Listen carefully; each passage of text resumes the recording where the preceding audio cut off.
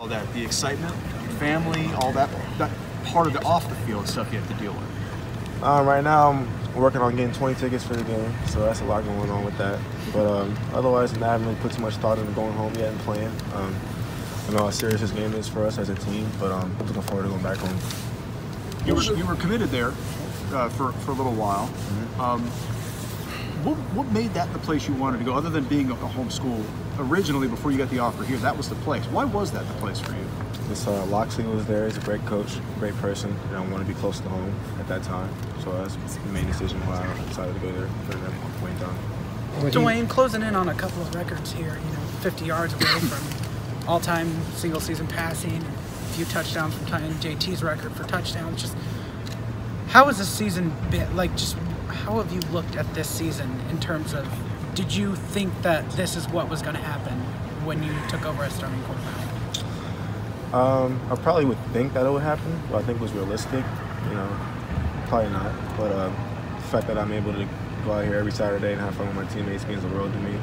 And being so close to all these records is just a blessing from God. And the fact that I'm able to go compete for these records is just a testament to the offense and the coaches and how great they are game planning for us. So, I'm looking forward to Saturday. And I'm so close to that single-season passing record. It's been there for a long time now. So, it's just crazy to realize how cool that is. Dwayne, it has been a few years, but how tough a decision was it to change your commitment, to decommit from Maryland, and then what was it about this place that made you change decide to come here?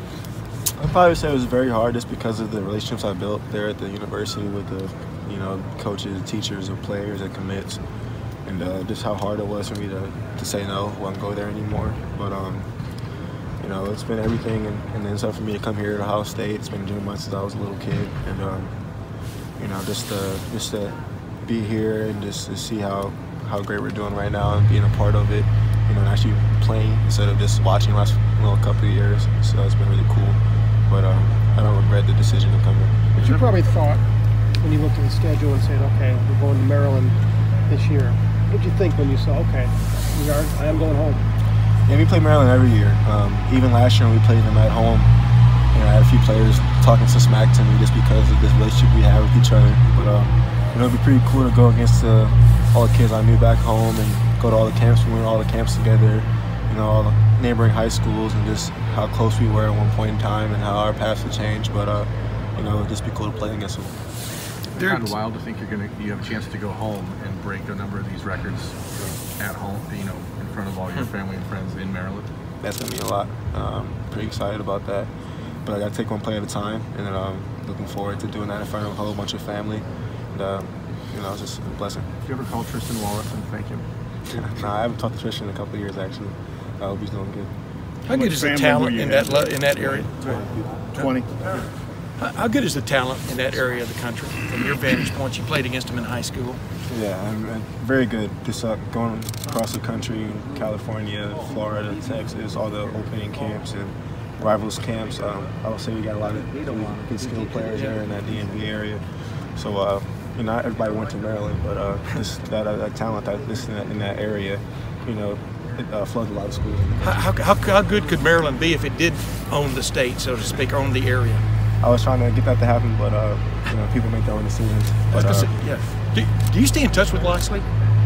A little bit. A little bit. My dad more so than I do. Yeah. Dwayne, how are you a different quarterback now than the first game you started this beginning of the season? How have you developed? What's different now?